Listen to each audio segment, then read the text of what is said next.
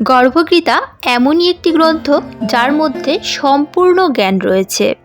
স্বয়ং শ্রীকৃষ্ণ বলেন, যে ব্যক্তি গর্ভগীতা শোনেন এবং মনন করেন সে পুনরায় গর্ভাবাসে আসেন না, সে জন্ম মৃত্যুর চক্র থেকে মুক্তি পায়।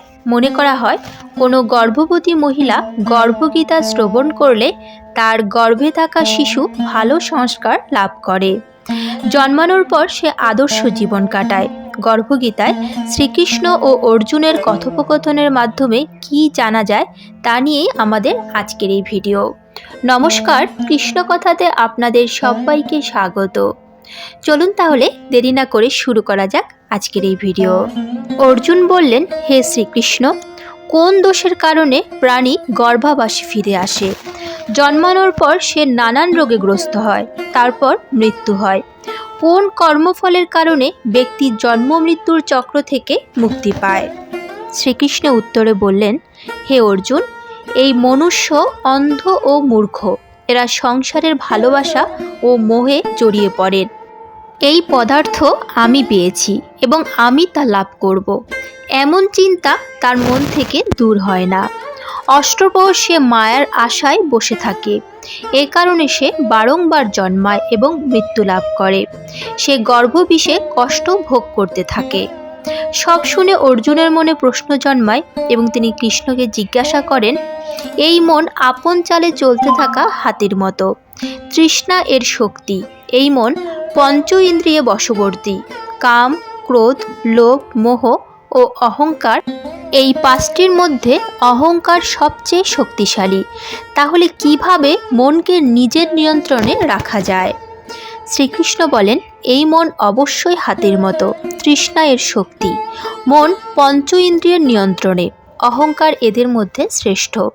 অর্জুন, হাতিকে যেভাবে নিয়ন্ত্রণে রাখা যায় তেমনি মনরূপী হাতিকে নিয়ন্ত্রণে রাখার জন্য জ্ঞানরূপী অঙ্কুশ দরকার। অহংকারের ফলে জীবন নরকে পর্যবসিত হয়।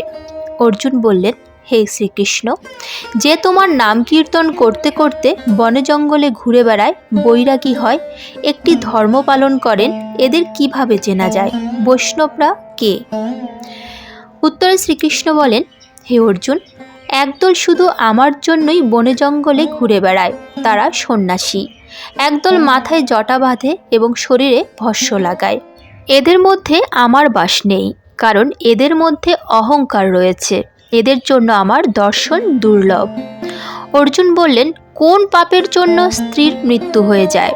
কোন পাপের জন্য পুত্র মারা যায়? কোন পাপের কারণে নপুংসক হয় ব্যক্তি? শ্রীকৃষ্ণ জানান, যে কারো কাছ থেকে ঋণ নিয়ে তা শোধ করে না, তার স্ত্রীর মৃত্যু হয়। আবার যে কারো আমানতের জিনিস আত্মসাৎ করে নেয়, তার পুত্রের মৃত্যু হয়। যে কাউকে প্রতিশ্রুতি দিয়েও সময়ের মধ্যে সেই ব্যক্তির কাজ করে দেয় না, সে নপুংসক হয়। এগুলি অনেক বড় বড় পাপ। অর্জুন বললেন, কোন পাপের জন্য মনুষ্য সর্বদা রোগী থেকে যায়?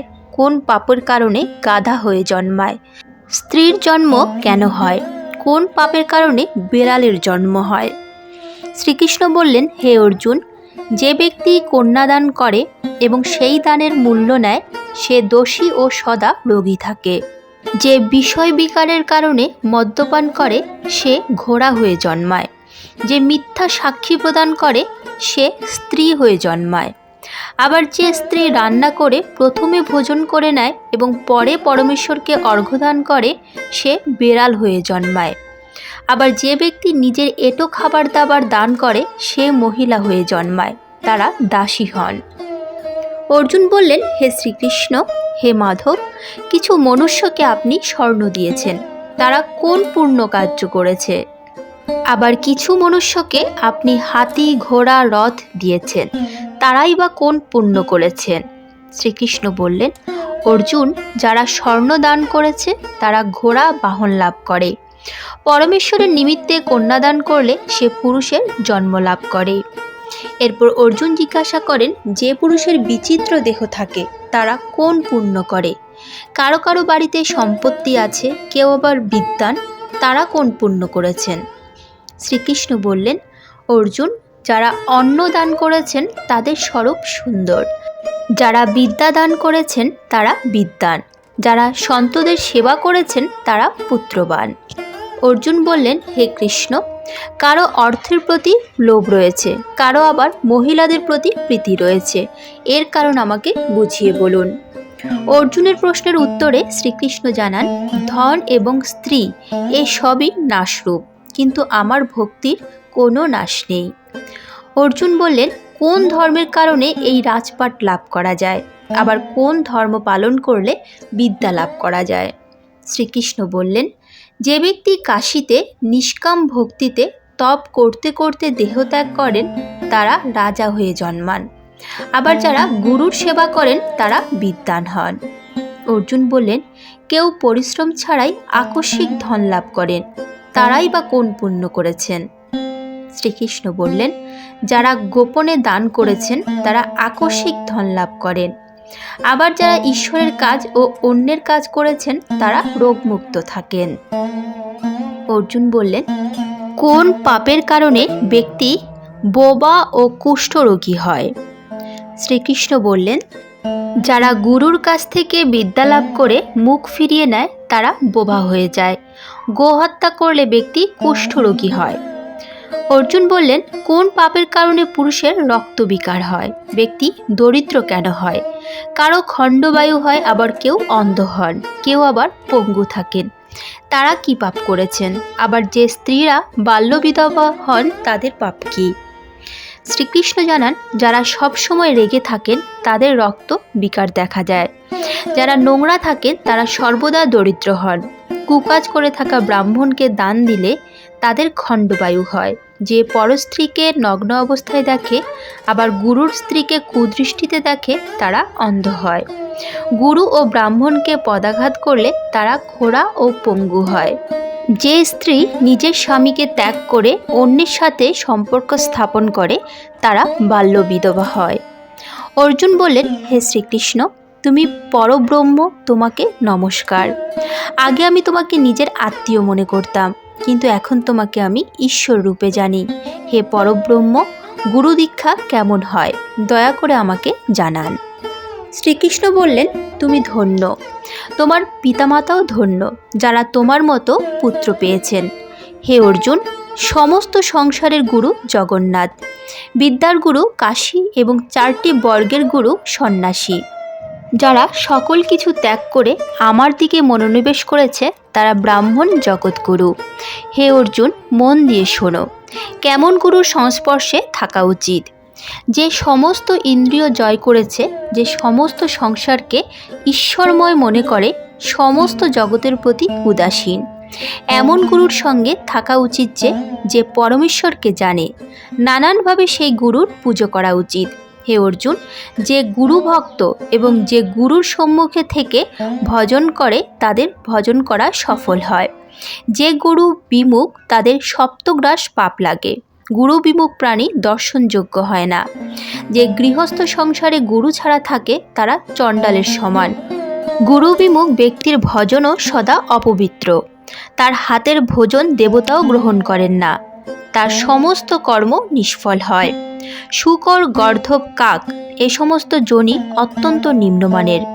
এ সকলের তুলনায় সেই মনুষ্য নিকৃষ্ট মানের যারা গুরু বিমুখ হন। গুরু ছাড়া গতি নেই, তারা অবশ্যই নরকে যাবে। গুরু দীক্ষা ছাড়া সমস্ত প্রাণীর সমস্ত কর্ম নিষ্ফল। হে অর্জুন, যেমন 4 বর্ণেই আমার ভক্তি করার যোগ্য, তেমনি গুরু ভক্তিরও যোগ্য। যেভাবে গঙ্গা নদীদের মধ্যে শ্রেষ্ঠ, সমস্ত ব্রতের মধ্যে একাদশীর ব্রত শ্রেষ্ঠ, সেভাবেই শুভ কর্মের মধ্যে গুরুর সেবা উত্তম। গুরু দীক্ষা ছাড়া প্রাণী পশুজনি লাভ করে, 84 লক্ষ জনিতে ভ্রমণ করতে থাকে। অর্জুন বললেন, গুরু দীক্ষা নিলে কি হয়? শ্রীকৃষ্ণ বললেন, ধন্য জন্ম তার যে এই প্রশ্ন করেছে, তুমি ধন্য। যে গুরুর কাছ থেকে দীক্ষা নেয় এবং গুরুর সেবা করে সে আমারই আশীর্বাদ লাভ করে। সে 84 লক্ষ যোনি থেকে মুক্তি পায়, জন্ম মৃত্যু থেকে মুক্ত হয় ও নরক ভোগ করে না।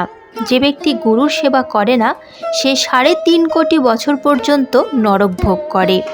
গুরুর সেবা করলে একাধিক অশ্বত্থমেধ যজ্ঞের সমান ফল লাভ করে ব্যক্তি। গুরু সেবাই আমার সেবা। হে অর্জুন, আমার ও তোমার কথোপকথন যে প্রাণী শুনবে বা পড়বে এবং সেই অনুযায়ী কাজ করবে তারা গর্ভদুঃখ এবং 84 লক্ষ যোনি থেকে মুক্ত হবেন।